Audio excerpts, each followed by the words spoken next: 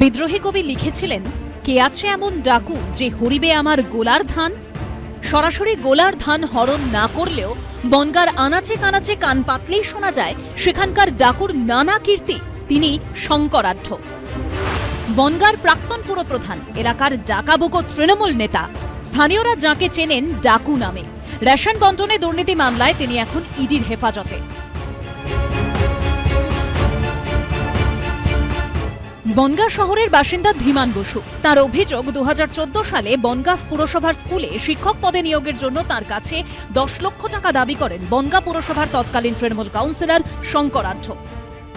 আমার কাছে 10 লাখ টাকা চাই।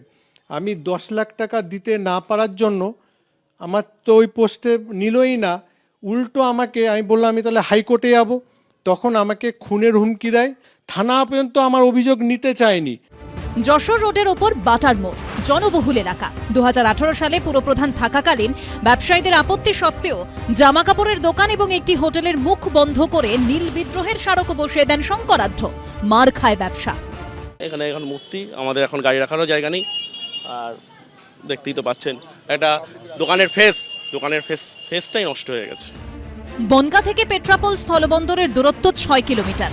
প্রতিদিন হাজার হাজার ট্রাক এপার থেকে ওপার বাংলায় যায়। শঙ্করাঢ্য চেয়ারম্যান থাকাকালীন সেই ট্রাকগুলোকে রাখার জন্য বনগাঁ পুরসভার মিলপল্লীতে পার্কিং এর ব্যবস্থা করা হয়েছিল। ফলে এখানে প্রচুর গাড়ি জমে যেত। কোনো কোনো ট্রাককে 10 থেকে 15 দিন পর্যন্ত অপেক্ষা করতে হতো। বিজেপির অভিযোগ, তখন পার্কিং এ না দাঁড়িয়ে সোজা পেট্রাপোলে যাওয়ার জন্য ট্রাক প্রতি মোটা টাকা তোলা নিতেন শঙ্করাঢ্য।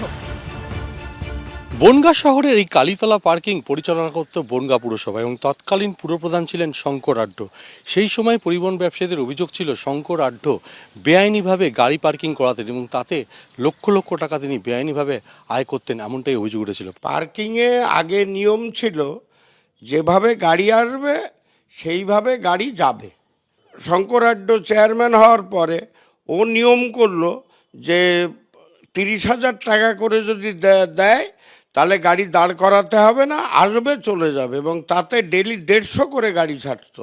টাকা কোথায় যেত সেই হিসেব কি আর আমরা জানবো কোথা? আজকে এত সাম্রাজ্য হলো কি করে?